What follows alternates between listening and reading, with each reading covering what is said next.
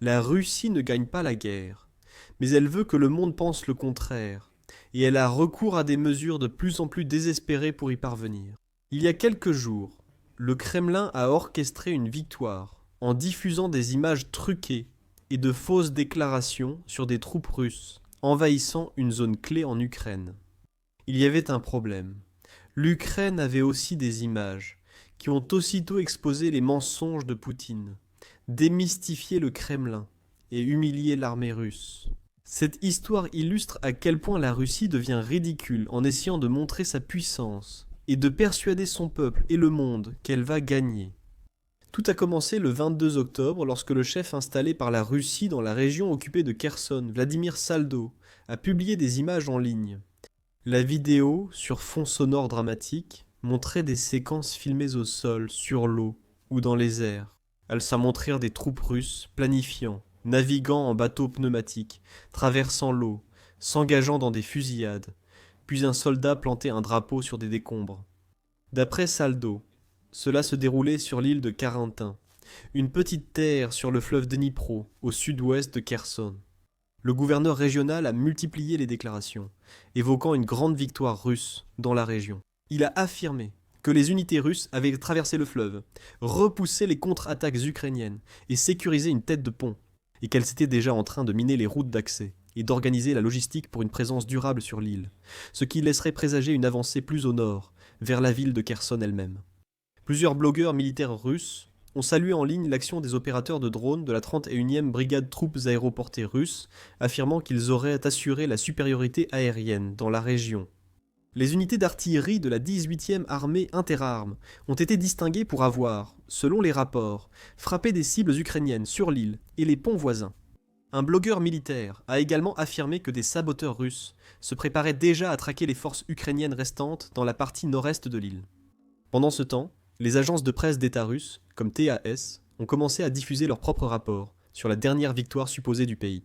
Le rapport de TASS indiquait que les forces ukrainiennes, surprises par l'attaque russe sur l'île, ont vu les Russes prendre rapidement le contrôle des installations clés, incluant même une citation d'un commandant de reconnaissance.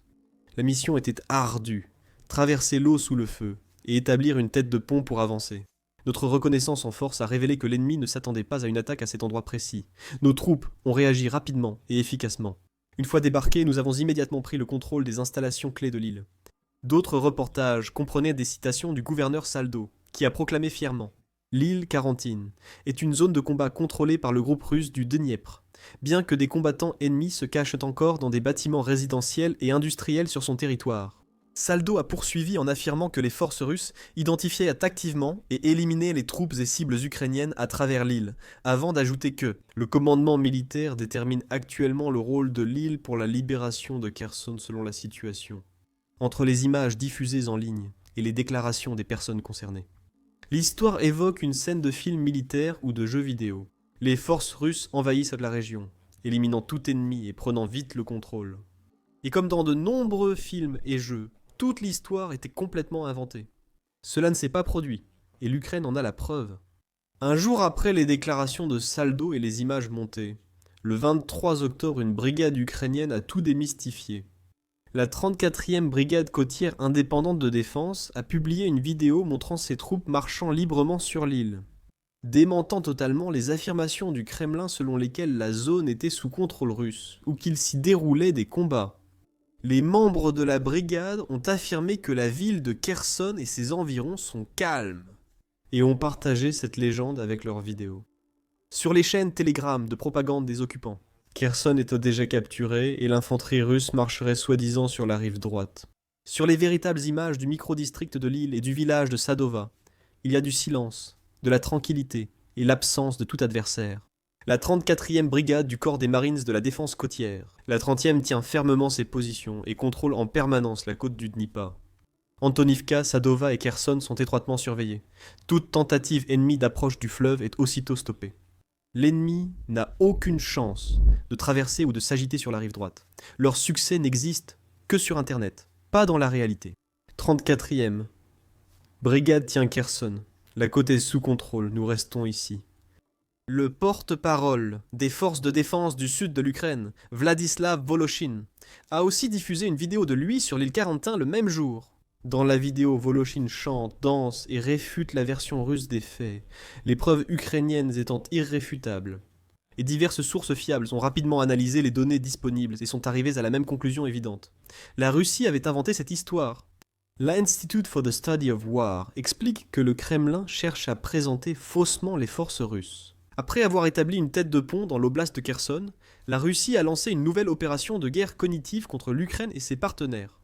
Les preuves montrent toujours que les forces russes n'ont ni établi de tête de pont, ni lancé d'offensive sur la rive ouest de l'oblast de Kherson.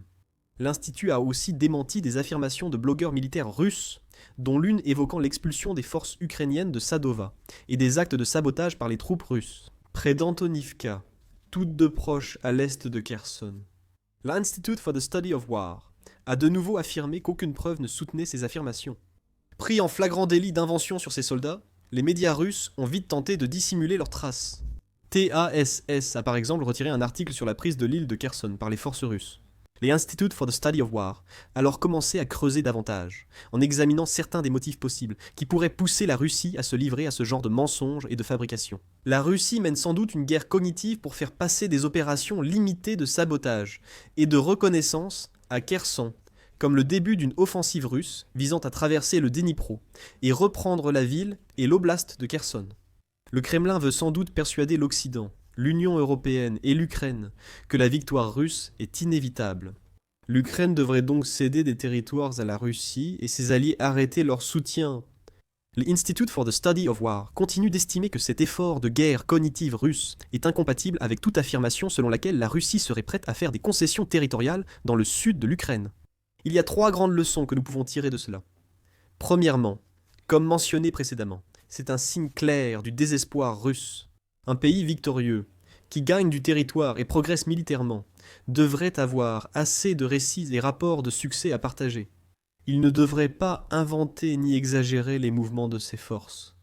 Le simple fait que la Russie soit obligée d'inventer ces histoires folles et fabriquées montre à quel point elle se trouve aujourd'hui dans une position remarquablement faible. Personne n'avait prévu cela au début de la guerre. De nombreux analystes pensaient que la Russie ferait face à quelques difficultés et à une résistance ukrainienne, mais personne n'aurait pu le deviner. 4 ans plus tard, le Kremlin invente des histoires absurdes pour paraître plus fort et réussi qu'il ne l'est. Nous savons que le mensonge et la propagande font partie des armes préférées de Vladimir Poutine. Cependant, prétendre avoir pris le contrôle d'une minuscule île et prendre le temps de mettre en scène une vidéo pour essayer de le prouver, c'est un nouveau sommet dans la bassesse, même pour lui. Voici la deuxième grande leçon à retenir. Comme le note l'Institute for the Study of War, le Kremlin est prêt à tout pour convaincre les pays du monde occidental, comme les États-Unis et les nations de l'Union européenne, qu'il est en train de gagner la guerre. Il veut entretenir le récit d'une victoire de sa puissante machine de guerre, affirmant que ses forces gagnent chaque jour de nouveaux territoires. Il ne s'agit que d'une question de temps avant que les dernières défenses ukrainiennes tombent et que le drapeau russe soit hissé à Kiev. En réalité, tout cela est faux, et de nombreuses preuves le démontrent. En près de 4 ans, par exemple, la Russie a gagné du terrain, mais ses troupes progressent à un rythme remarquablement lent dans de nombreuses régions. La majorité des territoires, villes et cités stratégiques, dont Pokrovsk à Donetsk, restent sous contrôle ukrainien. Les pertes russes sont catastrophiques. Plus d'1 million de soldats tués ou blessés, et de nombreux chars, véhicules blindés, avions, navires, radars et systèmes de défense aérienne endommagés ou détruits. Selon les données actuelles et le renseignement en sources ouvertes, ainsi que l'évolution de la guerre, de nombreux experts estiment qu'il faudrait encore plusieurs années, rien que pour que la Russie prenne le contrôle total des 4 régions. Au départ, elle visait à prendre Donetsk, Louhansk, Kherson et Zaporizhia. Une conquête totale de l'Ukraine prendrait encore des décennies, voire un siècle. Le Kremlin refuse d'entendre ces faits, et veut aussi les cacher au reste du monde. Il ne peut pas changer la réalité, mais il peut essayer de la cacher avec des demi-vérités inventées. C'est exactement ce que nous avons vu se produire ici. Heureusement, l'Ukraine a rapidement et efficacement réfuté les rapports russes avec ses preuves. Ce ne sera pas la dernière tentative du Kremlin. Si la Russie diffuse assez de faux rapports et d'affirmations exagérées, certains pourraient être crus. Et cela a le pouvoir d'influencer les opinions et de changer la perception des gens sur ce qui se passe dans la guerre. C'est pourquoi Il est essentiel que l'Ukraine et ses alliés continuent de dénoncer les mensonges de la Russie, de démentir ses fausses déclarations et de réfuter sa propagande à chaque occasion. Parce que, peu importe ce que la Russie dit ou affirme, la seule chose qui compte vraiment, c'est la vérité. La vérité, c'est que la Russie n'est pas plus proche de la victoire qu'il y a 3 ans et demi. Elle ne réalise pas les avancées significatives dont elle a besoin. Elle ne perce pas les lignes défensives de l'Ukraine, et elle n'est en position de force d'aucune manière, sous aucune forme. C'est ce qu'a affirmé Jack Keane, général américain retraité, dans une tribune du 24 octobre, peu après le dernier article de propagande du Kremlin. Keane, président de l'Institut pour l'étude de la guerre, affirme qu'après près de 4 ans de combat en Ukraine, la Russie perd selon tous les critères importants. Ses pertes humaines sont colossales, sa situation économique se détériore de jour en jour, et ses gains territoriaux sont à la fois lents et extrêmement coûteux. Keane rapporte que le dictateur russe Vladimir Poutine affirme la victoire inévitable en Ukraine et rejette tout accord de paix. Cela ne lui donne pas le contrôle du Donbass. N'y croyez pas, la Russie ne gagne pas cette guerre. La Russie n'a pas vaincu un adversaire plus petit et plus pauvre. Malgré près de 4 ans de campagne, son armée est gravement en dessous des attentes, et les défenses de l'Ukraine ont ralenti l'avancée de la Russie à un rythme littéralement au pas. La Russie a conquis 6% de l'Ukraine cette année, perdant 1000 soldats par jour. Le chef de l'Institute for the Study of War note que la Russie n'a pas pris de capitale régionale depuis mars 2022. Ses forces combattent sur des champs criblés de cratères et dans des villes abandonnées, subissant de lourdes pertes. Il ajoute que la seule raison pour laquelle la Russie est encore capable de se battre à ce stade, c'est grâce au petit nombre d'alliés qui lui restent, en citant notamment la Chine, la Corée du Nord et l'Iran. Keane exhorte alors les Américains à ne pas se laisser berner par les mensonges de Poutine, avant d'énumérer une longue et puissante liste de faits et de statistiques qui dressent le véritable tableau de cette guerre. Il souligne que les drones ukrainiens ont presque contraint la Russie à renoncer à l'utilisation de chars et de véhicules mécanisés dans la guerre. À la place, les troupes russes sont désormais le plus souvent vues, soit en train de marcher à pied en petits groupes de 3 à 5 soldats à la fois, soit à bord de simples véhicules civils comme des jeeps et des motos. Comme le dit Keane, beaucoup de ces soldats meurent en grand nombre pour ne gagner que de minuscules portions de terrain et sans blindage pour les soutenir. Les troupes russes continueront d'être blessées ou tuées. Faute d'espoir de conquérir de vastes territoires, ils doivent avancer vers des centres logistiques majeurs et des sites stratégiques.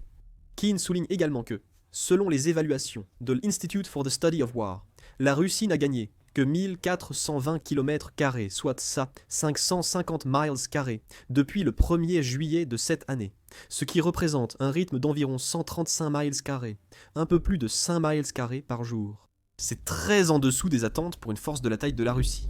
Et toute armée mécanisée moderne affrontant une force bien plus petite devrait gagner du terrain en quantité nettement plus importante. Comme déjà dit, si la Russie avance aussi lentement, il lui faudra des années pour prendre tout le Donbass, et encore plus pour le reste de l'Ukraine. Et le prix que la Russie paye pour ses avancées est stupéfiant, comme le dit Keane. Les forces russes ont enregistré en moyenne environ 71 pertes par kilomètre carré, gagné en mai 2025 70 pertes par kilomètre carré, en juin 2025 75 pertes par kilomètre carré, en juillet 2025 et 68 pertes par kilomètre carré en août. Ce sont des chiffres effrayants. Effrayant est certainement un adjectif approprié pour le taux de perte du Kremlin. Le fait que les commandants du pays soient aussi disposés à continuer de jeter leurs troupes en première ligne montre également à quel point ils ont peu de considération pour la vie humaine. La mort et les blessures sont inévitables en temps de guerre, bien sûr, mais de nombreuses forces militaires essaient au moins de limiter le nombre de pertes qu'elles subissent. La Russie semble ne montrer aucun respect envers ceux qui rejoignent son armée. Chaque soldat est traité comme peu plus qu'un morceau de viande, jeté à la mort et remplacé par une autre âme malheureuse la semaine suivante. Keane souligne que le principal succès de la Russie en 2025 fut de reprendre la région de Koursk, partiellement occupée par les forces ukrainiennes, en 2024. Même à ce moment-là, la Russie a dû compter sur une aide extérieure, faisant appel à 10 000 soldats nord-coréens pour repousser les envahisseurs ukrainiens, dans une démarche que Keane qualifie d'humiliation pour la Russie. Enfin, l'ancien général 4 étoiles aborde ce qui semble être le principal problème actuel de la Russie, son effondrement économique. Keane estime que cela compliquerait la tâche du Kremlin pour recruter les nombreux soldats nécessaires afin de compenser ces lourdes pertes. Poutine a pu poursuivre la guerre grâce à un large recrutement et des incitations financières. Des signes montrent que le système s'effrite, fuité. Des documents du gouvernement russe indiquant que le pays a subi en moyenne 35 000 pertes par mois de janvier à septembre 2025. Cependant, il baisse les primes de signature pour les nouvelles recrues militaires. La Russie pourrait devoir passer à une mobilisation obligatoire des réservistes, impopulaire sur le plan politique, ce qui augmenterait la dissidence interne et menacerait le leadership de Poutine. La mobilisation pourrait être dans l'esprit de Poutine. La Russie a récemment modifié la loi sur la conscription, permettant de mobiliser ces 2 millions de réservistes pour défendre les infrastructures contre les attaques ukrainiennes. Certains analystes, dont ceux de l'Institute for the Study of War, pensent que cela pourrait être le début d'un plan plus large pour mobiliser des centaines de milliers, voire des millions de soldats supplémentaires à envoyer en Ukraine. La Russie connaissant de graves difficultés économiques, la mobilisation pourrait rester la seule option, car le pays aura du mal à financer les primes d'engagement, les salaires des soldats et les indemnités aux familles des tués au front. Selon Keane, la liquidité du Fonds national de richesse russe a chuté à 50 milliards de dollars en octobre 2025, soit une baisse de plus de 55% par rapport aux 113 milliards d'avant-guerre. Le pays fait également face à une inflation extrêmement élevée et à une envolée des taux d'intérêt, couplée à des effets de plus en plus dramatiques d'une crise du carburant potentiellement fatale, avec des pénuries d'essence estimées entre 13 et 20% de la demande. Grâce aux attaques de drones ukrainiens sur les raffineries et infrastructures pétrolières en Russie et dans les territoires occupés. Les récentes sanctions renforcées de Donald Trump contre les compagnies pétrolières russes ont empiré la situation pour Vladimir Poutine et le Kremlin. Cela peut expliquer pourquoi la Russie a recours à des tactiques aussi drastiques et absurdes, falsifiant des victoires sur le champ de bataille pour faire croire à sa propre population et au reste du monde que tout va bien, et qu'elle poursuit toujours une victoire glorieuse. Comme le dit Keane, le Kremlin cherche aussi à diffuser ses mensonges en ligne dans le monde entier. Il remplit les réseaux sociaux de bots et de commentateurs rémunérés pour propager un faux récit. Ils exagèrent de minuscules avancées sur le champ de bataille, en les présentant comme des victoires importantes pour manipuler notre perception des faits. Mais le monde commence à ouvrir les yeux. En Russie, de plus en plus de gens voient Shkaun à travers les mensonges et comprennent que cette guerre est la plus grande erreur de leur gouvernement. Les tactiques du Kremlin échouent, sur le champ de bataille et ailleurs. Peu importe le nombre de mensonges qu'il invente et propage, cela ne suffira jamais à dissimuler ou à effacer la vérité sur ce qui se passe réellement dans cette guerre. Dans la guerre en Ukraine, la bataille pour Donetsk a été une guerre d'usure acharnée qui dure depuis des mois. Chaque affrontement dans la bataille coûte des dizaines de vies des deux côtés. Mais aucun camp n'a pris l'avantage. Mais quelque chose a changé. Les forces ukrainiennes ne se contentent plus de défendre ou de céder lentement des portions de lignes aux Russes. Ils percent la ligne et reprennent leur pays, village puis ville. Voici comment l'Ukraine attaque les défenses russes et inverse la dynamique en sa faveur. Des rapports récents confirment que l'Ukraine a libéré plusieurs villages dans le corridor crucial de Pokrovsk-Dobropilia, infligeant de lourdes pertes aux forces russes. Mais il ne s'agit pas seulement de reprendre quelques villages ici et là. La stratégie actuelle de l'Ukraine vise à prendre l'avantage à un moment crucial, alors que toute la trajectoire de la guerre et potentiellement les termes de tout accord de paix sont en jeu. Par exemple, lors des opérations de libération du village de Souketska, la 82e brigade d'assaut aérien indépendante de l'Ukraine a affronté une force russe relativement réduite qui patrouillait dans la région. Le résultat a été de 44 soldats russes tués, 8 blessés et 9 qui se sont rendus. Le commandement ukrainien a décrit l'opération comme rapide et sans compromis. Un contraste marqué avec la progression lente de la Russie, s'étalant sur des mois pour des gains équivalents à des terrains de football. Souketska n'est pas une victoire unique. En octobre, les forces ukrainiennes ont libéré un village à 30 km au nord de Pokrovsk. Après l'avancée soudaine de 7 miles de la Russie début août, l'Ukraine a repris 9 villages et en a sécurisé 9 autres contre les groupes de sabotage russes. Chaque village repris représente un élément crucial de l'architecture défensive de l'Ukraine, étendant sa portée effective et privant la Russie de zones clés pour préparer de futures attaques. Mais l'ampleur de la contre-offensive ukrainienne devient vraiment évidente lorsqu'on examine la situation opérationnelle dans son ensemble. Au 26 octobre, les forces ukrainiennes avaient libéré 72 miles carrés et nettoyé 94 miles carrés supplémentaires du secteur de Pokrovsk de la présence russe. Pour mettre cela en perspective, nous parlons de la libération d'une zone à peu près de la taille de Washington, district de Columbia, en 10 jours. Le bilan humain pour les forces russes a été dévastateur. Pendant ces 10 jours, l'armée ukrainienne affirme avoir éliminé 1756 soldats ennemis, tués, blessés ou capturés, et détruit 75 équipements militaires. En prenant du recul sur les 2 mois depuis la stabilisation du secteur par l'Ukraine le 21 août, les chiffres sont vraiment stupéfiants.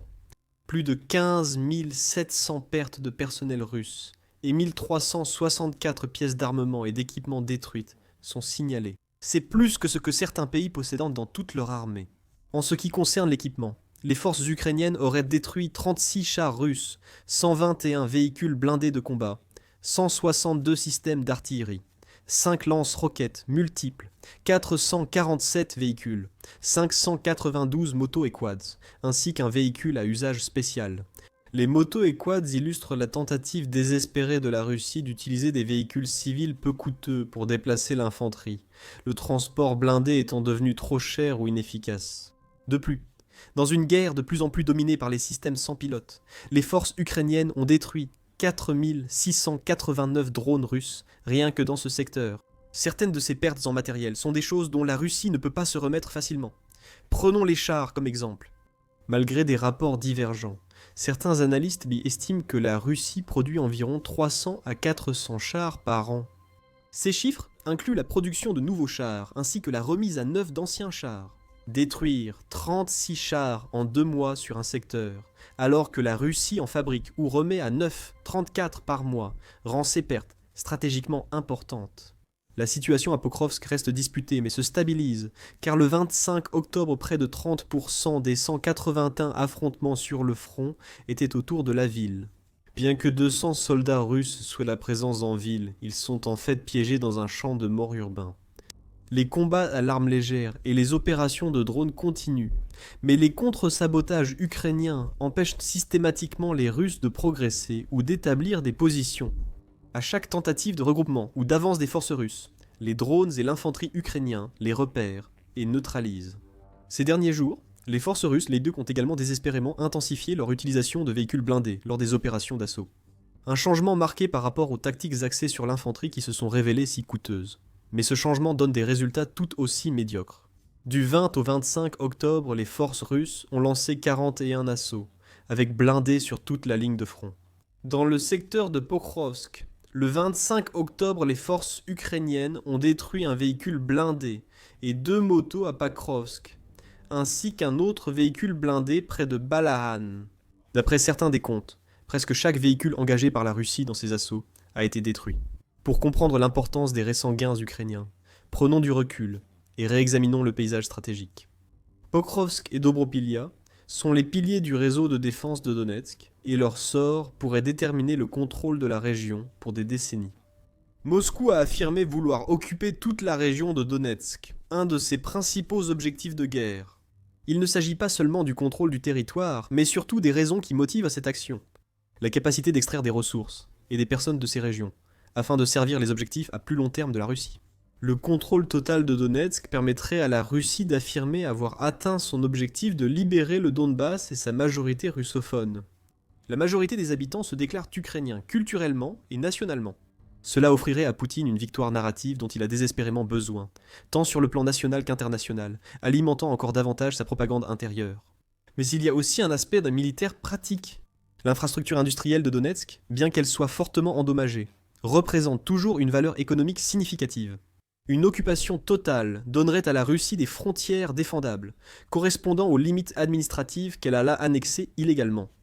Pour Moscou, Donetsk est la clé pour consolider ses gains et créer un conflit gelé selon ses propres conditions, et Pokrovsk se trouve au cœur de cette ambition.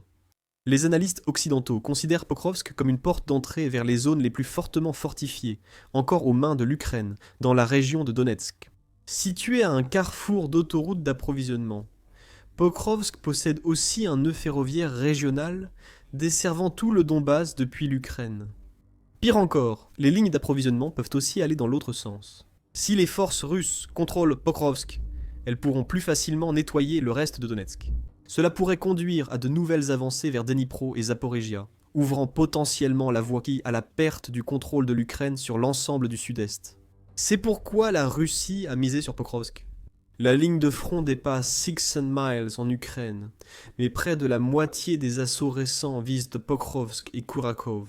Une analyse antérieure des cartes militaires fournies par Deep State en août suggérait que la Russie avait l'intention d'assiéger Pokrovsk en l'encerclant par 3 côtés, le nord, le sud et l'est.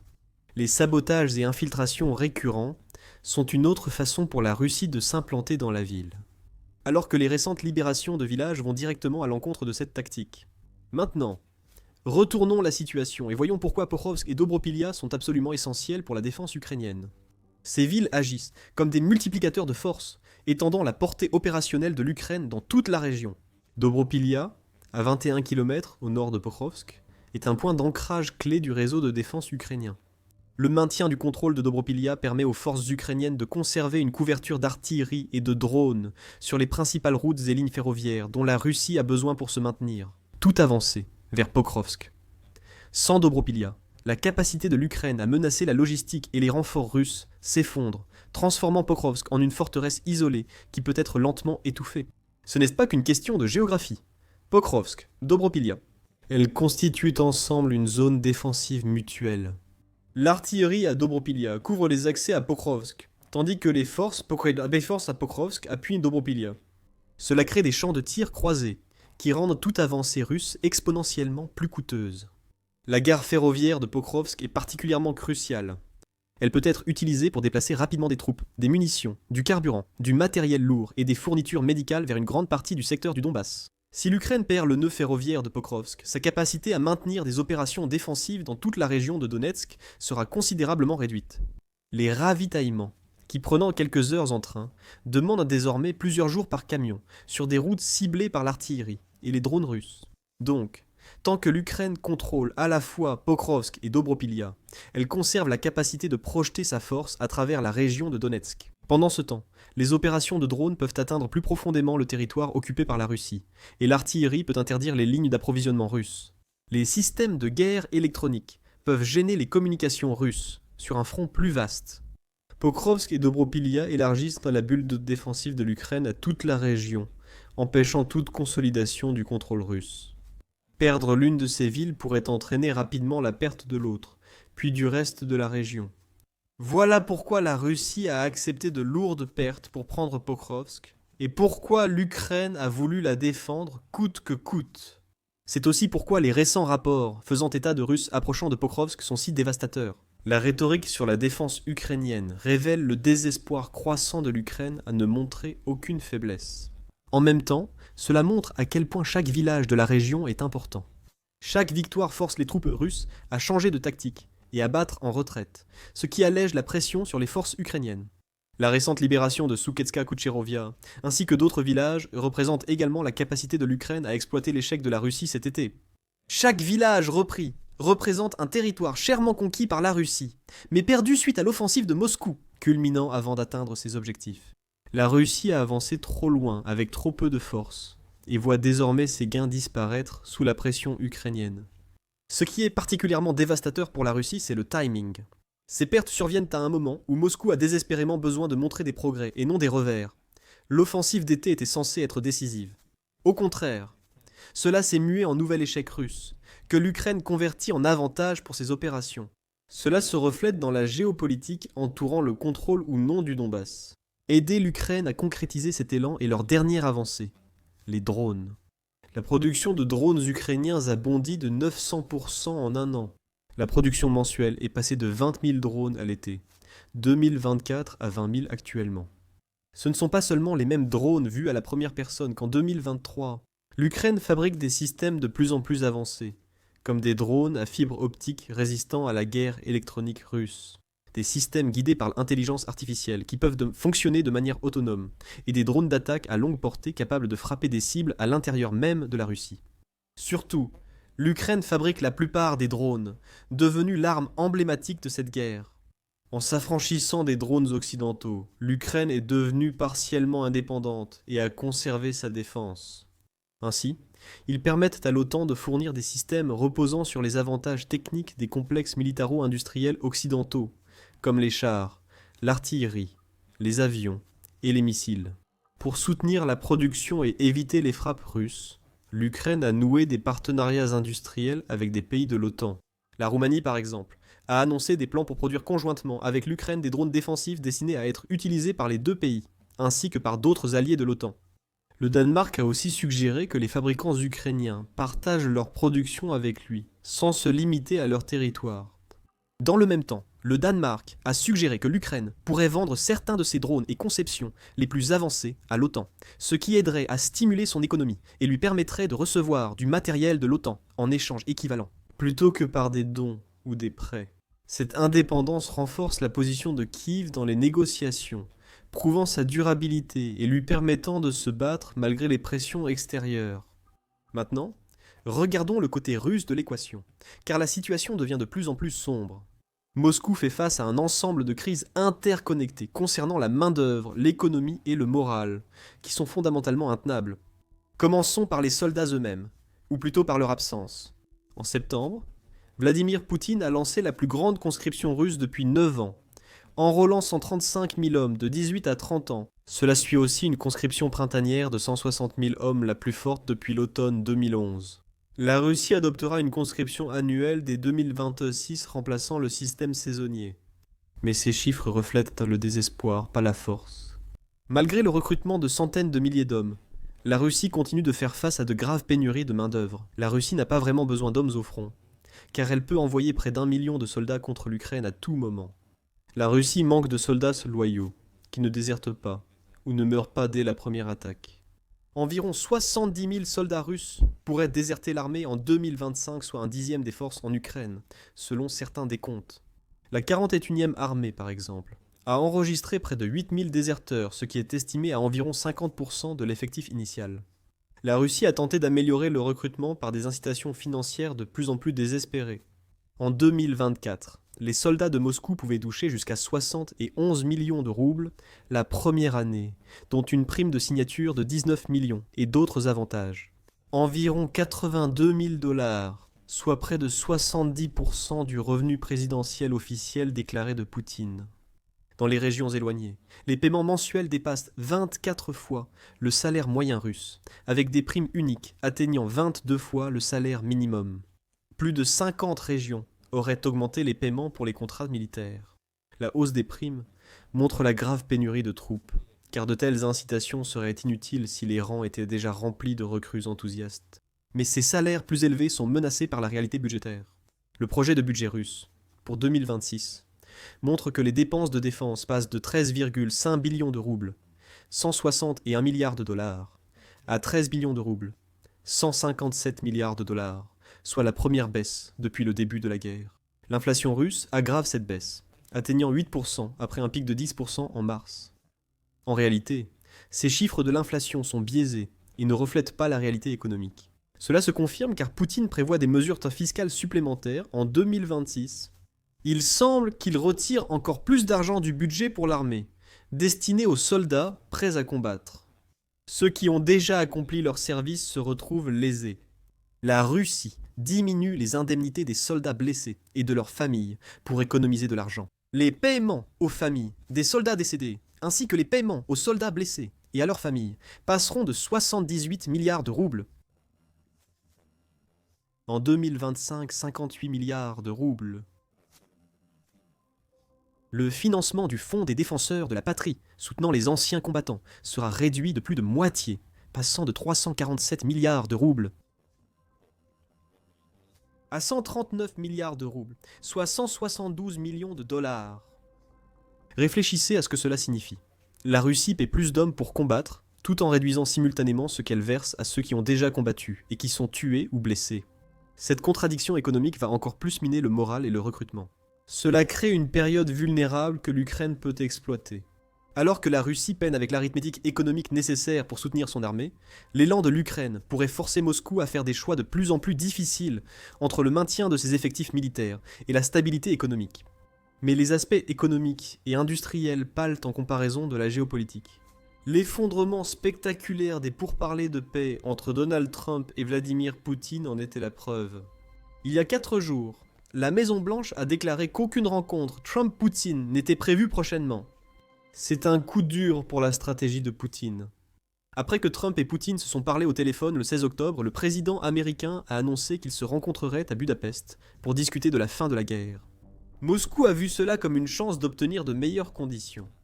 Un cessez-le-feu sur les lignes actuelles permettrait à la Russie de renforcer son contrôle sur les territoires occupés, et de se montrer comme la partie raisonnable voulant la paix. Mais les pourparlers ont échoué presque aussitôt après les discussions préliminaires entre Marco Rubio et Sergueï Lavrov. D'après plusieurs sources, Sergueï Lavrov a affirmé que la Russie refusait un cessez-le-feu immédiat et maintenait des exigences strictes comme plus de territoire, la neutralité et des garanties élargies. La réponse de Trump était claire. Il ne veut pas d'une réunion inutile ni perdre de temps.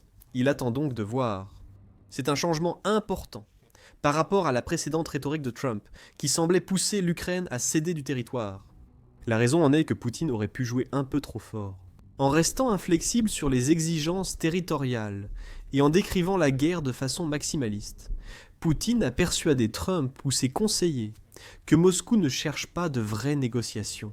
Les dirigeants européens et Volodymyr Zelensky ont affirmé dans une déclaration conjointe que les tactiques de la Russie prouvent qu'Ukraine est la seule réellement engagée pour la paix. Pour l'Ukraine, c'est crucial stratégiquement. La stratégie de Vladimir Poutine part du principe qu'il peut attendre l'épuisement du soutien occidental à l'Ukraine. Obtenir un accord avec Donald Trump et renforcer ses acquis. L'échec du sommet de Budapest suggère que cette stratégie ne fonctionne pas. Chaque jour où la guerre continue sans progrès diplomatique russe est un jour de plus pour l'Ukraine, afin de renforcer sa position sur le plan militaire et politique. Tout cela découle du fait que les seules véritables propositions de Trump, jusqu'à présent, en dehors de l'accord sur les minéraux, ont été de geler la guerre le long des lignes de front actuelles, comme point de départ pour les négociations. L'Ukraine ne peut accepter ces conditions, vu la situation actuelle de la guerre. Un gel selon les lignes actuelles laisserait près de 20% de l'Ukraine, dont une grande partie du Donetsk, occupée par la Russie. Cela récompenserait l'agression russe, donnerait à Moscou le temps de consolider son contrôle, de reconstruire ses capacités militaires, et créerait un conflit gelé, pouvant reprendre à tout moment. La Russie se dit prête pour une offensive. Aux côtés de Volodymyr Zelensky, les dirigeants européens ont rejeté cette position et réaffirmé dans une déclaration conjointe leur attachement à l'intégrité des frontières internationales. Le simple fait que Donald Trump propose ce cadre menace les objectifs ukrainiens. C'est pourquoi l'Ukraine redouble d'efforts actuellement, même à l'approche de l'hiver.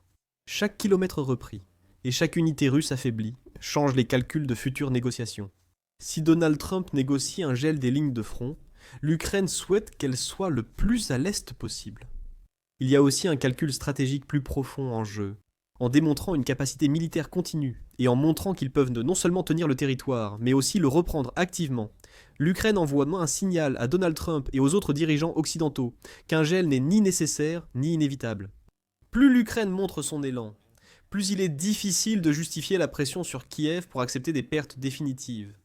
Zelensky a aussi noté que Poutine a repris la diplomatie et contacté Trump quand les États-Unis ont parlé d'accroître leur aide militaire à l'Ukraine. Il a ensuite reporté les discussions, qui ont échoué. Cette compréhension guide la stratégie ukrainienne. Maintenir la pression militaire afin de disposer d'un levier de négociation, empêcher la Russie de se consolider ou de se réorganiser, continuer à affaiblir ses capacités et à imposer des coûts insoutenables pour le Kremlin. Mais les vents politiques changent vite, et l'Ukraine le sait. En prouvant l'efficacité de ses capacités sur le champ de bataille, l'Ukraine plaide pour un soutien continu. Et plus l'Ukraine peut montrer qu'elle ne fait pas que survivre, mais qu'elle inverse activement les gains russes, plus il devient facile d'obtenir les armes, les munitions et les ressources financières nécessaires pour aller plus loin et plus en profondeur. Les villages près de Pokrovski restent souvent ignorés contrairement aux grandes offensives. Ils marquent un changement dans la conduite de la guerre, aujourd'hui et à l'avenir. La Russie misait sur la baisse du soutien occidental et la chute de l'Ukraine, pensant que le temps lui était favorable. La guerre d'usure agit dans les deux sens, parfois de façon inattendue.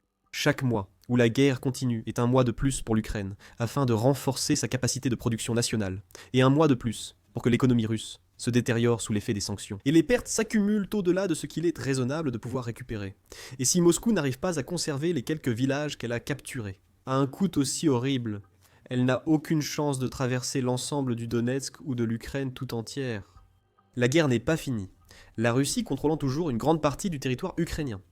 Moscou dispose encore de ressources sur lesquelles s'appuyer et semble capable de poursuivre ses opérations tout en créant des gros titres sur une croissance industrielle prometteuse et continue. Mais la trajectoire devient de plus en plus problématique pour le Kremlin. Chaque victoire ukrainienne et chaque reprise de territoire envoie un signal supplémentaire à l'Occident qu'il vaut la peine d'amplifier la pression économique et géopolitique. L'unité d'opérations spéciales ukrainienne, Ghost, regroupe certains des combattants les plus efficaces au monde. Ils ont mené d'innombrables frappes réussies tout au long de la guerre jusqu'à présent, faisant la une des journaux à de nombreuses reprises, après avoir détruit radars, avions et équipements russes avec leurs drones tactiques précis. Cette force irrésistible a mené une nouvelle frappe brutale, brisant le bouclier russe au-dessus de la Crimée et exposant de vastes zones à d'autres attaques. Le 26 octobre, la direction principale du renseignement du ministère de la Défense de l'Ukraine, également connue sous le nom de Direction principale du renseignement du ministère de la Défense de l'Ukraine, a annoncé la dernière frappe des fantômes, qui a visé 3 systèmes radars russes différents positionnés sur la péninsule de Crimée. La publication du Direction principale du renseignement du ministère de la Défense de l'Ukraine sur Telegram a décrit l'attaque et ses effets. Les fantômes du Direction principale du renseignement du ministère de la Défense de l'Ukraine sont à la chasse. 3 radars et une embarcation de débarquement moscovite ont été atteints en Crimée, contournant les missiles de la défense aérienne ennemie. Les drones de l'unité spéciale du Direction principale du renseignement du ministère de la Défense de l'Ukraine, du ministère de la Défense de l'Ukraine. Les fantômes ont continué à détruire les précieux équipements radars des occupants sur la péninsule de Crimée. Cette fois, les éléments suivants ont été attaqués par les éclaireurs. Radar 96 L6 du système de missiles anti-aériens S-400. Triomphe radar P-18. Radar Terek 55 Z-86 U Nebo-U. Vedette de débarquement BK-16. Comme souvent, le Direction principale du renseignement du ministère de la Défense de l'Ukraine a aussi publié une vidéo de l'assaut aérien. Les images, filmées depuis les drones, montrent ceux-ci se déplaçant rapidement et esquivant à plusieurs reprises les missiles de la défense aérienne, avant de se concentrer et de libérer la destruction sur leurs cibles. Le rapport du Direction principale du renseignement du ministère de la Défense de l'Ukraine ne donne pas plus de détails sur le fait que les 4 cibles aient été entièrement détruites ou simplement endommagées. Mais dans tous les cas, c'est un grand succès. Même partiellement endommagés, les radars nécessiteront temps, argent et ressources pour redevenir opérationnels. Et il ne s'agit pas de systèmes radars rudimentaires, ce sont parmi les meilleures technologies de la Russie.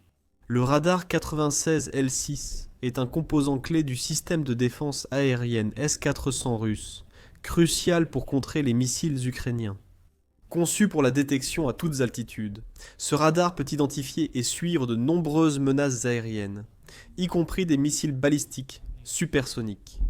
Il affiche une portée de détection annoncée allant jusqu'à environ 300 km, ainsi qu'une couverture à 360 degrés, et la capacité de suivre jusqu'à 100 cibles simultanément.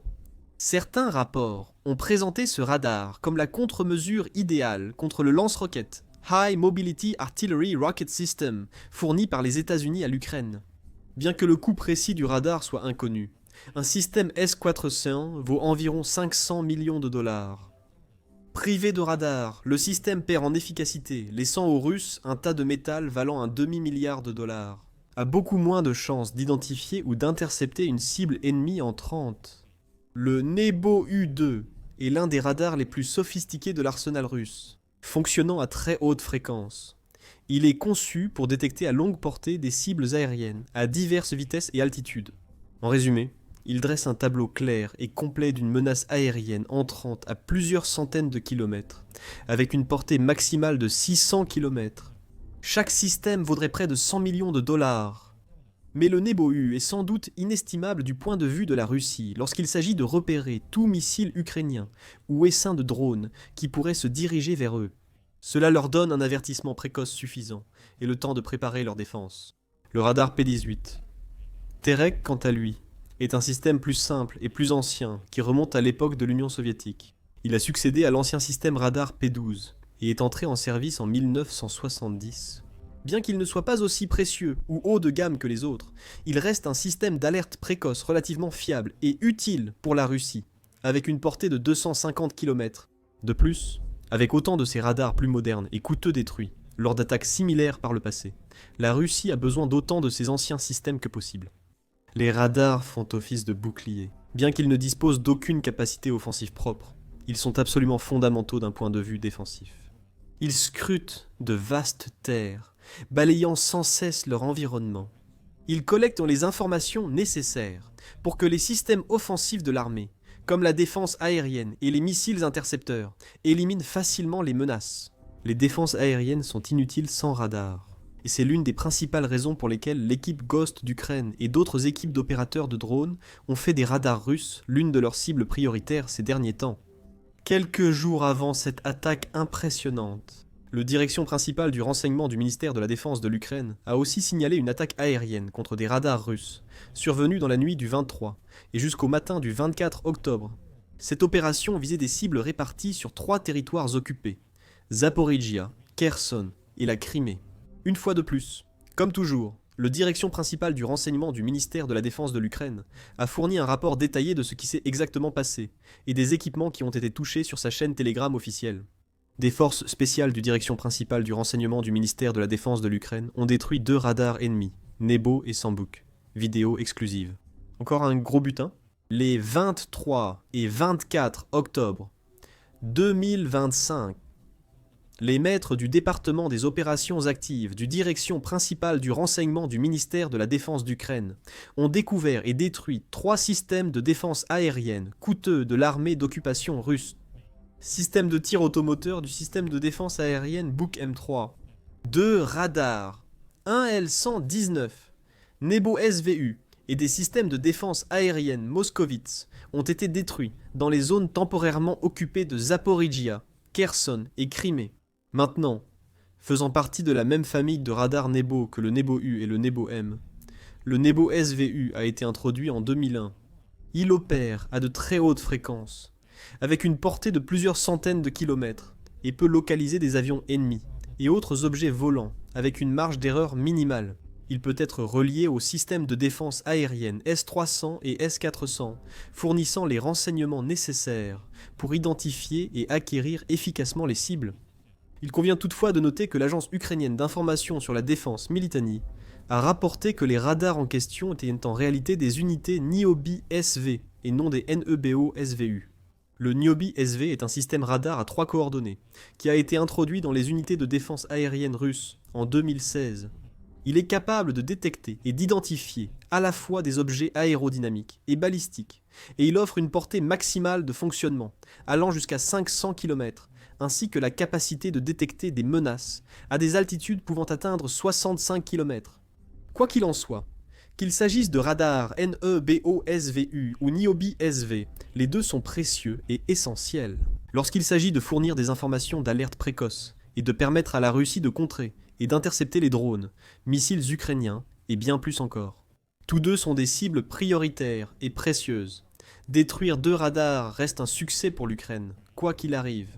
Encore une fois, le direction principale du renseignement du ministère de la Défense de l'Ukraine a également joint des preuves vidéo de l'attaque, capturées depuis le point de vue des drones, alors qu'ils se dirigeaient envers leur cible. Cela incluait aussi un lanceur de missiles solaires, Buk M3, la version la plus récente d'une longue lignée de systèmes de défense aérienne. Bien que les premiers Buk datent de l'époque soviétique, le M3 est bien plus moderne, avec des composants électroniques avancés et des capacités impressionnantes. Il peut abattre des cibles allant jusqu'à 3000 mètres par seconde, soit près de 9 fois la vitesse du son, 6700 miles à l'heure. Il offre une bonne portée, une grande précision et fiabilité, neutralisant généralement ses cibles. Il est aussi très mobile et peut cibler les menaces aériennes, terrestres et maritimes. Chaque système vaudrait environ 45 millions de dollars. Même si cette attaque n'a fait qu'endommager le système, elle a affaibli le Kremlin et lui a laissé une grosse facture de réparation. Quelques jours plus tôt, l'Ukraine célébrait une autre frappe réussie contre un système radar russe également situé en Crimée. Le 20 octobre, le direction principale du renseignement du ministère de la Défense de l'Ukraine a annoncé la destruction d'un radar russe, Voldai, qui avait été stationné sur l'aérodrome de Zankoï, dans la partie nord de la péninsule de Crimée. Le rapport de l'agence de renseignement indique qu'une unité spécialisée du département des opérations actives a utilisé des drones pour localiser et frapper une installation russe habilement camouflée par l'ennemi. Le radar en question est un autre modèle relativement moderne et coûteux, dont la valeur est estimée à environ 5 millions de dollars par unité. Il utilise un radar X-band à 3 coordonnées, ainsi qu'un canal de contrôle pour drone, un système de radiogoniométrie et des modules de suivi optoélectronique pour détecter et suivre ses cibles. Il est conçu pour détecter les drones. Clairement, ici ses capacités de détection n'ont pas stoppé l'assaut aérien ukrainien. Mais le radar Voldai serait l'un des éléments de défense aérienne et de guerre électronique les plus avancés dont dispose la Russie. Aujourd'hui, perdre un tel équipement n'est pas qu'une question d'argent, c'est aussi une question de fierté et de confiance. Les commandants russes ne pensaient sans doute pas que des drones ennemis simples et peu coûteux détruiraient un équipement aussi sophistiqué. Les effets de ces attaques s'additionnent les uns après les autres. Même si les fantômes ne sont pas toujours responsables, ils jouent souvent un rôle clé dans les attaques les plus dévastatrices. Fin septembre, l'agence de renseignement militaire ukrainienne, direction principale du renseignement du ministère de la Défense de l'Ukraine, a diffusé des images vidéo et un rapport sur une frappe fantôme réussie au cœur de la Crimée occupée. La cible était cette fois la base aérienne de Kaja, près de Sébastopol, la plus grande ville de Crimée. Ces drones, pilotés par des opérateurs fantômes, ont détruit 4 équipements russes. 2 avions de transport et 2 stations radars, 2 appareils ennemis AN-26 et des radars côtiers. Une autre proie pour le direction principale du renseignement du ministère de la Défense de l'Ukraine. Fantôme en Crimée. Maître de l'unité spéciale du direction principale du renseignement du ministère de la Défense de l'Ukraine. Du ministère de la Défense de l'Ukraine. Les fantômes ont poursuivi l'élimination de cibles ennemies de grande valeur en Crimée occupée. Lors du raid sur la péninsule, les forces spéciales du renseignement militaire ukrainien ont incendié 2 avions de transport AN-26 des envahisseurs russes et ont également frappé la station radar de surface ennemie, ainsi que le radar côtier MR, dit M1MISM-11. Le rapport du 24 septembre 2025 de l'état-major général ukrainien mentionne les pertes de l'armée d'occupation russe en Crimée, causées par les combattants du direction principale, du renseignement, du ministère de la Défense de l'Ukraine. Les avions AN-26 étaient des appareils polyvalents, principalement utilisés pour le transport de fret de personnel ou l'évacuation de soldats blessés. Selon les rapports, les 2 avions visés lors de l'attaque ont explosé en énormes boules de feu. Selon les analystes, cela suggère qu'ils étaient ravitaillés et donc très probablement utilisés par les Russes. Mais on peut dire que les cibles les plus importantes étaient les 2 radars qui, comme tous les autres, que l'Ukraine a systématiquement visés et détruits, aidaient à fournir aux troupes russes stationnées en Crimée des renseignements essentiels sur les cieux et les mers environnants, ainsi que sur tout drone, missile ou autre arme ukrainienne approchant. Grâce aux fantômes, ces radars n'existent plus, et grâce à d'autres opérateurs de drones dans les rangs ukrainiens. C'est pareil pour beaucoup d'autres radars dans tous les territoires occupés, surtout en Crimée. Le 30 septembre, un autre radar de la région a été supprimé. Le commandement des forces d'opération spéciales d'Ukraine a publié un post sur Facebook expliquant ce qui s'est passé. Les forces spéciales ukrainiennes ont attaqué la station radar du système S-400 Triumph en Crimée. Dans la nuit du 30 septembre, des unités des forces d'opération spéciales ont attaqué la station radar du système russe S-400 Triumph. Symboliquement, le coûteux système de défense aérienne de l'ennemi, destiné notamment à contrer les drones, a été neutralisé par des drones d'attaque des forces spéciales ukrainiennes, la station radar et les yeux du complexe S-400 Triumph. Sans éléments d'observation et de guidage, l'ensemble du système perd sa capacité de combat. Les unités des forces spéciales ukrainiennes infligent encore de lourds dégâts à l'ennemi, accélérant son incapacité à poursuivre le combat. La publication souligne que c'était une victoire précieuse et symbolique, puisque l'Ukraine a une fois de plus réussi à utiliser des drones pour détruire un système qui était conçu pour les arrêter. Toutes ces attaques appartiennent à une même campagne. Une campagne visant à démanteler la défense aérienne russe dans les territoires ukrainiens occupés, dont la Crimée.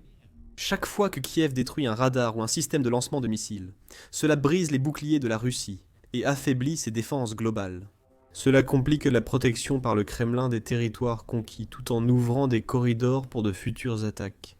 C'est pourquoi l'Ukraine s'est si constamment concentrée sur des radars comme NEBO et des systèmes de défense aérienne S-400 C'est une tactique remarquablement efficace qui crée de plus en plus d'opportunités positives pour l'Ukraine à l'avenir, tout en laissant à la Russie une quantité toujours croissante de problèmes à résoudre.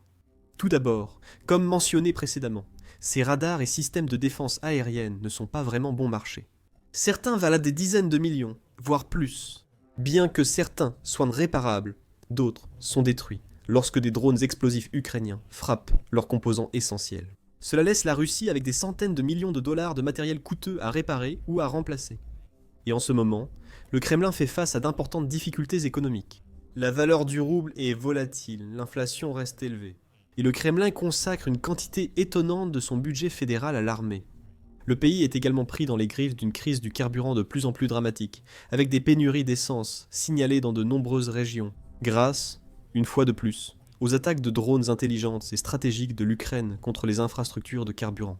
En cette période critique de la guerre, avec peu de progrès sur le front et des infrastructures assiégées, la Russie ne peut se permettre de telles pertes d'équipements coûteux. De plus, ils n'ont pas de milliards en réserve pour financer les réparations ou remplacements coûteux des radars. Le deuxième gros problème ici, c'est qu'à chaque fois que l'Ukraine détruit un radar ou un système de défense aérienne russe, cela mine la confiance dans cette technologie. À première vue, les radars, souvent vendus à des dizaines de millions, certains autour de 100 millions de dollars avec des systèmes de défense aérienne complets coûtant encore plus cher, sont censés pouvoir voir à des centaines de kilomètres dans toutes les directions. Ils ne devraient pas être endommagés ou détruits par de simples drones vus à la première personne qui valent bien moins cher.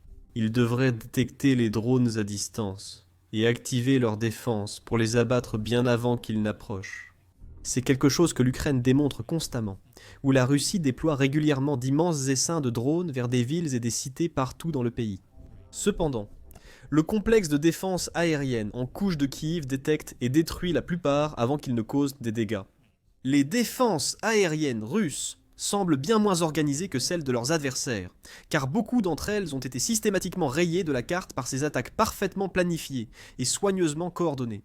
Cela pousse commandants, soldats et grand public russe à s'interroger sur la situation. Bien que le Kremlin se vante de posséder les meilleures technologies radars et systèmes de défense aérienne, il paraît incompétent à les utiliser efficacement pour se protéger. Le troisième problème, et peut-être le plus important, que ces attaques posent au Kremlin, est le fait qu'à chaque fois qu'un radar est détruit, la zone qu'il était censé protéger devient plus vulnérable. La Russie perd soudainement un moyen de surveiller l'horizon et les menaces ennemies. Cela rend la situation bien plus préoccupante pour ceux sur le terrain, désormais plus vulnérables aux drones et frappes de missiles. Petit à petit, l'Ukraine aveugle son ennemi et brise ses boucliers partout en Crimée. Et avec de moins en moins de défenses encore debout, la mainmise de la Russie sur la région s'affaiblit bel et bien.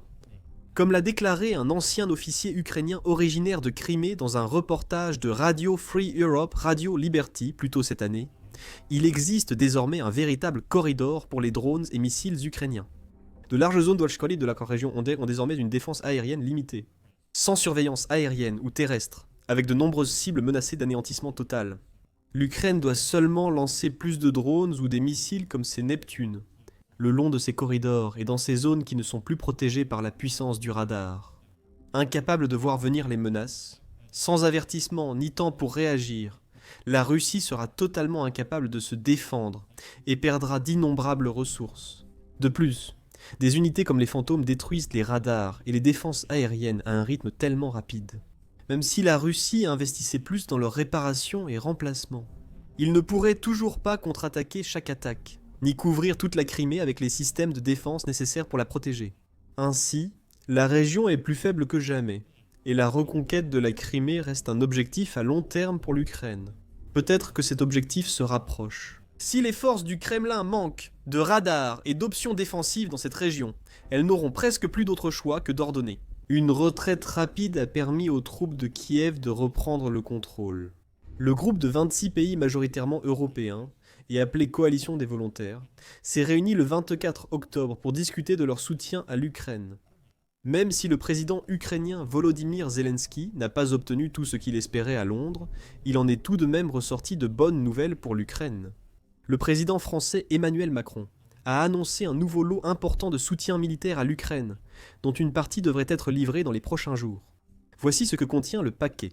son impact sur la guerre et son lien avec les engagements globaux de la France envers l'Ukraine.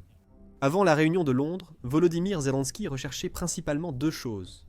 Il espérait d'abord obtenir plus de missiles longue portée pour étendre la guerre de l'Ukraine contre les infrastructures énergétiques russes. Il espérait aussi obtenir des engagements pour que l'Ukraine utilise les avoirs russes gelés en Europe, afin de financer son effort de guerre. Jusqu'à présent, les Européens ne fournissaient à l'Ukraine que les bénéfices provenant des intérêts sur les avoirs gelés, et non les avoirs eux-mêmes. Il n'a eu aucun engagement ferme sur ces deux points. Les missiles à longue portée, comme les très discutés Tomahawk, ainsi que l'utilisation des avoirs russes, font toujours l'objet de débats. Cependant, l'annonce de Macron a probablement atténué considérablement la déception. Le paquet annoncé par Macron comprend 3 volets, répondant chacun à l'un des points faibles de la défense ukrainienne, la défense aérienne. Depuis des mois, l'Ukraine tente de renforcer ses défenses aériennes affaiblies face aux frappes nocturnes de drones et missiles russes, qui ont causé des coupures et des pannes d'électricité généralisées. La première partie du paquet comprend des missiles intercepteurs, Aster 15 et Aster 30 supplémentaires. Ces missiles équipent la batterie franco-italienne, système d'armes moyenne portée, terrestre, interarmée, MAMBA, seul système européen de défense aérienne terrestre conçu contre les menaces aérodynamiques et certains missiles balistiques. L'Ukraine exploite au moins une batterie système d'armes moyennes portée terrestre, interarmée, livrée par la France et l'Italie en 2023. L'Italie avait annoncé en 2024 l'envoi d'une deuxième unité pour renforcer la couverture, mais on ignore si elle a déjà été livrée. Aux côtés des systèmes de défense aérienne MIM 104 Patriotes américains et IR-IST allemands dont elle est équipée, le solaire moyenne portée terrestre, qui est l'abréviation de solaire moyenne portée terrestre, fait partie des systèmes les plus avancés actuellement disponibles pour les forces armées ukrainiennes. Il s'agit d'un système de défense antimissile balistique tactique terrestre et mobile, développé par Eurosam, une coentreprise de Matra British Aerospace Dynamics Alenia et du groupe Thales. Le système est conçu pour fournir une défense antimissile de théâtre contre une gamme de menaces aériennes, y compris les avions, les missiles de croisière, les missiles balistiques tactiques, et même le tristement célèbre Shahid 136, munitions rôdeuses. Ce sont précisément ces formes de menaces entrantes que l'Ukraine doit abattre chaque nuit. Le système se compose d'une unité de contrôle de tir basée sur le radar multifonction Arabelle en bande X, qui offre une couverture à 360 degrés et peut suivre jusqu'à 100 cibles tout en engageant jusqu'à 10 simultanément. Le radar est soutenu par un centre de contrôle de tir, un module d'engagement, un générateur électrique, un véhicule de maintenance et un rechargeur de missiles. Au centre du système, un véhicule lanceur-transporteur-érecteur, peut être installé sur un châssis de camion, Renault Kerax 8x8 ou Astra Iveco 8x8. Chaque véhicule lanceur-transporteur-érecteur transporte 8 missiles Aster 30 prêts à tirer dans des conteneurs verticaux. Cela offre une puissance de feu considérable, d'autant plus que les systèmes d'armes moyenne portée terrestres interarmés peuvent être regroupés en une batterie capable de transporter jusqu'à 48 missiles répartis sur 6 lanceurs. Chaque véhicule lanceur-transporteur-érecteur peut lancer ses 8 missiles en moins de 10 secondes grâce aux tirs consécutifs. De plus, le système est hautement mobile et peut être rapidement déployé et retiré, nécessitant seulement 14 personnes pour faire fonctionner une batterie complète. Les missiles Aster 30, promis par Macron, permettront à l'Ukraine d'optimiser l'utilisation de son système d'armes, moyenne portée terrestre interarmée, MANDI. Peut-être ouvrir la voie à l'introduction de ce second système italien, mais il y en a malheureusement peu disponibles. La France utilise au moins 7 batteries, l'Italie 3, Singapour 2, et c'est tout. Le missile lui-même est assez redoutable. L'Aster 30 Block 1 est un missile à propergol solide à 2 étages, avec un propulseur tandem largué après lancement. Il fait plus de 16 pieds de long, mesure 7 pouces de diamètre, et pèse 992 livres au lancement. À l'extrémité se trouve une ogive à fragmentation de 33 livres à effet directionnel et fusée de proximité. L'Aster 30 peut atteindre des vitesses allant jusqu'à Mach 4,5, soit environ 0,87 milles par seconde, et a une portée maximale d'environ 62 milles, contre des avions volants à plus de 186 milles d'altitude, avec une portée réduite à environ la moitié pour les cibles à basse altitude. Il peut intercepter des cibles à des altitudes allant de 164 pieds à 124 milles. Le missile a été guidé par inertiel en phase intermédiaire, reçoit des mises à jour du radar Arabelle, puis utilise un autodirecteur radar actif en phase terminale. Il est capable d'intercepter des cibles, d'effectuer des manœuvres jusqu'à 60 jaillis et possède une grande résistance aux contre-mesures électroniques. Ce sont des missiles Cirrus mortels, avec un prix qui le reflète, allant de 2 à 3 millions de dollars chacun. Cela les rend bien moins idéaux pour abattre les analogues Shahid de fabrication russe appelés Gerahan, qui coûteraient environ 70 000 dollars chacun.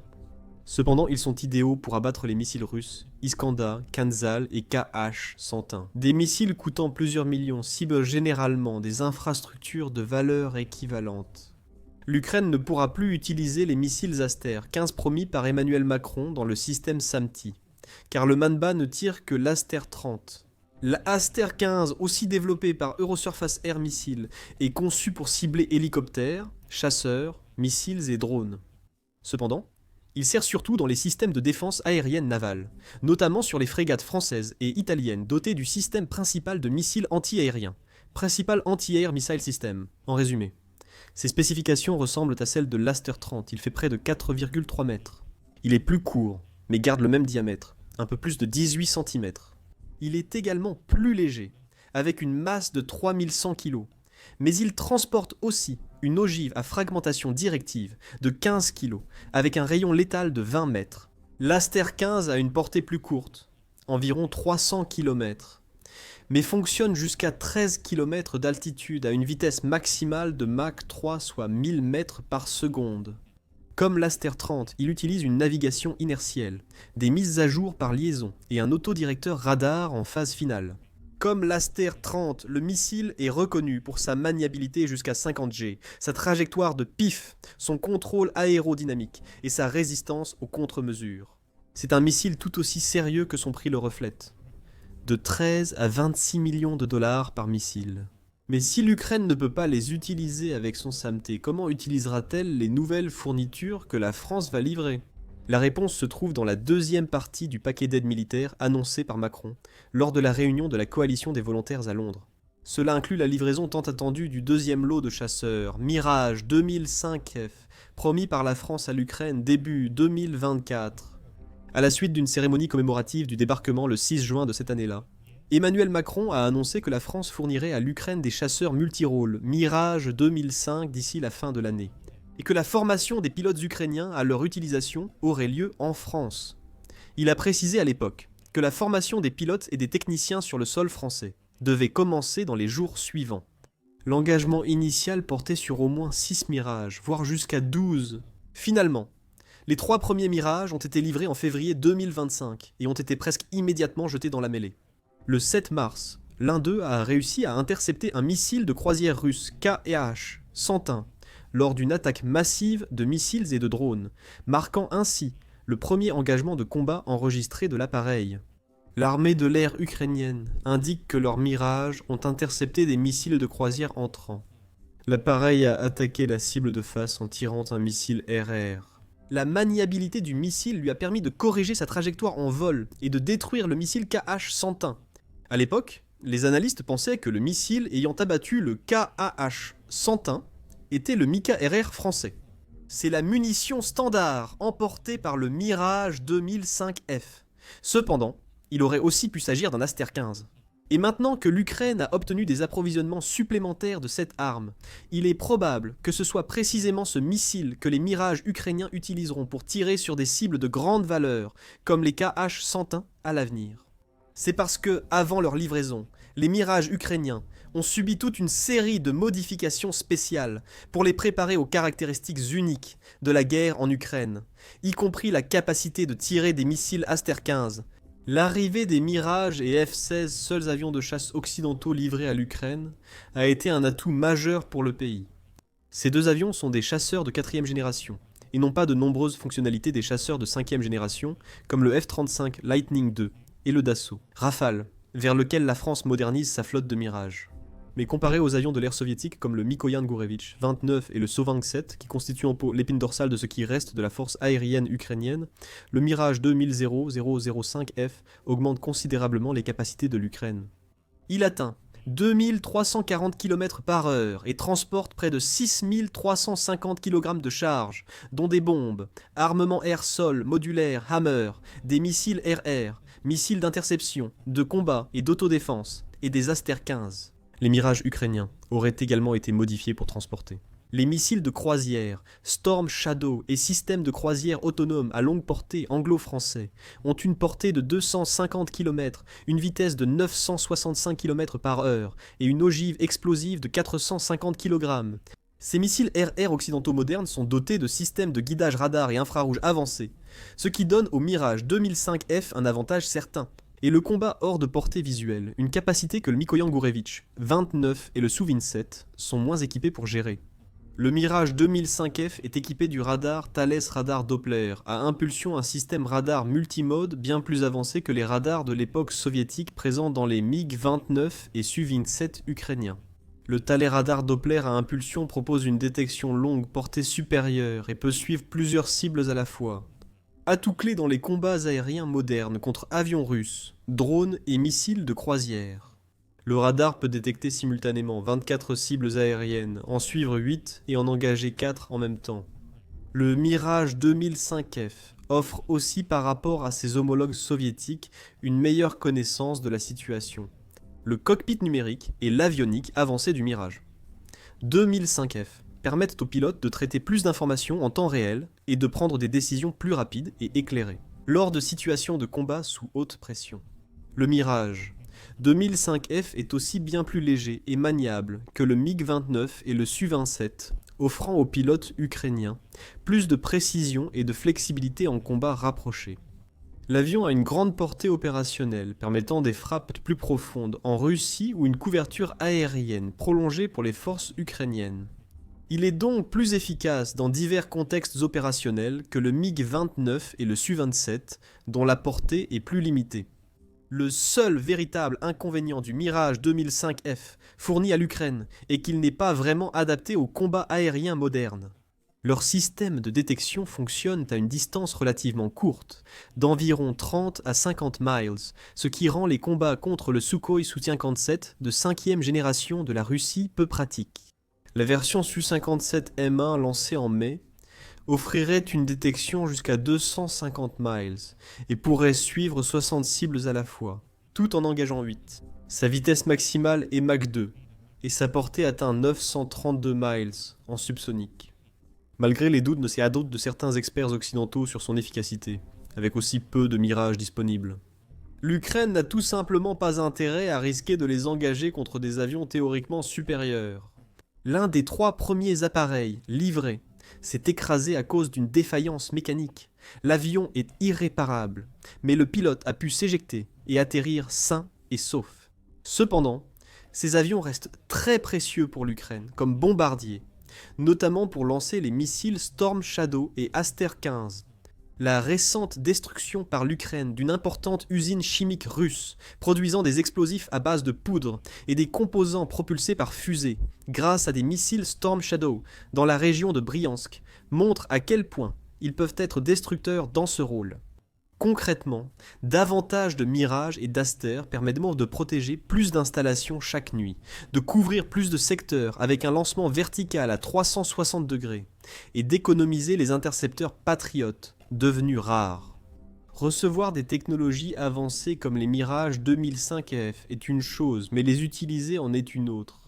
Ainsi, même si ce n'est pas la partie la plus prestigieuse, le 3e élément du paquet annoncé par Macron est probablement le plus crucial.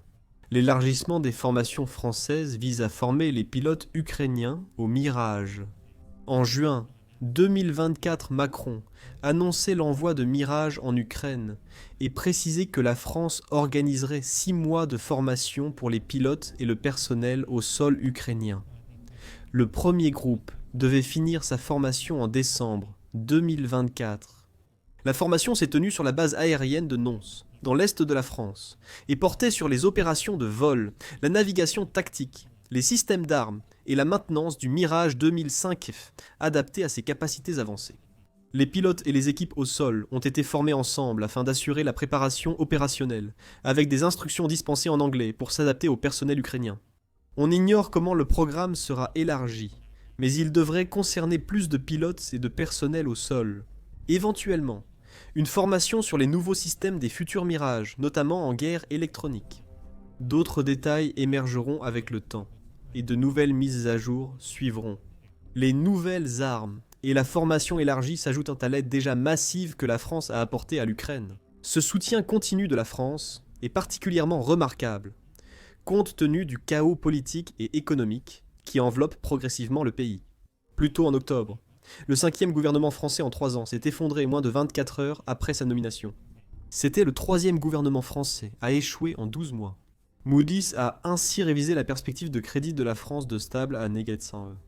Moody's évoque des risques accrus dus à la fragmentation politique, susceptibles de limiter l'action du gouvernement face à un déficit budgétaire élevé et une dette croissante. L'annonce de Moody's est tombée le même jour que celle d'Emmanuel Macron concernant l'élargissement du soutien militaire à l'Ukraine, soulignant l'engagement inébranlable de la France envers l'Ukraine. Malgré la pression croissante, ce n'a pas toujours été le cas dans le pays. Au début de la guerre, vers la fin de 2022, la France avait été critiquée dans certains milieux pour avoir pris du retard par rapport à certains de ses homologues de l'OTAN. Selon un rapport de l'Institut de Kiel, août 2022, les contributions militaires françaises, évaluées à 230 millions de dollars, se classaient 11e, loin derrière les États-Unis, la Grande-Bretagne et la Pologne. Même l'Allemagne, habituellement prudente militairement depuis la Seconde Guerre mondiale, avait engagé plus de 4 fois plus que la France. Dire que la France a simplement relevé le défi ne rend cependant pas justice à la nation. En septembre 2025, la France a dépensé 10 milliards de dollars pour l'Ukraine, dont 686 milliards pour les armes, la maintenance et la formation. La France a également fourni 314 milliards de dollars en soutien financier, dont une contribution de 267 milliards de la France à la Facilité européenne pour la paix, le fonds de l'Union européenne qui rembourse les États membres pour les livraisons d'armes. À la fin de 2023, la France avait remis 30 systèmes d'artillerie automoteur César 6, obusiers tracteurs de remorquage de feu, un déclassé, 4 lance-roquettes multiples et 10 mortiers de 120 mm aux forces armées ukrainiennes. Les obusiers ont également été fournis avec 30 000 obus, et les systèmes antichars comprenaient 1002 lance-grenades de 84 mm et 3 systèmes de missiles antichars, Milan. La France avait aussi livré 38 chars légers, AMX-10 reconnaissance canon, avec 9000 obus, 250 véhicules blindés, 120 tout-terrain et 6 camions fin 2023. De plus, l'Ukraine a reçu 160 drones de reconnaissance et 10 dispositifs de détection de drones de marque inconnue, ainsi que 30 bateaux pneumatiques Futura de Zodiac. La France avait également fourni une montagne d'armes légères, dont 55 mitrailleuses de 7,62 mm, 560, 12,7 mm, 1000 fusils, fusils d'assaut de la manufacture d'armes de Saint-Étienne et 20 fusils de précision. Cela s'accompagnait de 17 millions de cartouches de 12,7 mm, 11 millions de munitions d'armes légères, y compris des calibres 9 mm et 5,56 mm, 10 500 grenades et 3 600 mines anti-chars. Ont aussi été fournis essence, équipement de protection, gilets pare-balles, casques, trousses de premiers secours, matériel de communication et de navigation. La France a formé environ 10 000 soldats ukrainiens en France et en Pologne, dont une brigade sur du matériel français. C'est exactement le soutien attendu d'une nation liée à l'Ukraine par un accord bilatéral de sécurité. Bien qu'il soit loin d'être un pacte de défense mutuelle comme l'article 5 de l'OTAN l'accord, signé le 16 février 2024, définit les engagements de sécurité à long terme de la France envers l'Ukraine, y compris la coopération militaire, politique, financière et humanitaire. Cela comprend l'aide à la protection et à la restauration de l'intégrité territoriale de l'Ukraine, la dissuasion d'une nouvelle agression russe, ainsi que le soutien à l'intégration de l'Ukraine dans les institutions européennes et euro-atlantiques, dont l'adhésion à l'Union européenne et l'interopérabilité avec l'OTAN. L'accord prévoit une coopération en communication stratégique, cybersécurité, protection des infrastructures critiques, défense aérienne, renseignement, contre-espionnage et collaboration industrielle pour renforcer normalisation et interopérabilité. Cette dernière annonce semble être une preuve supplémentaire que la France est digne de confiance pour joindre l'acte à la parole, en y mettant ses moyens financiers et sa puissance de feu. Découvrez maintenant comment l'Ukraine s'efforce de reprendre chaque centimètre de son territoire aux envahisseurs russes dans notre vidéo récente. Abonnez-vous à la chaîne et activez les notifications pour ne rien manquer des actualités militaires d'Ukraine, d'Europe et d'ailleurs. Merci d'avoir regardé.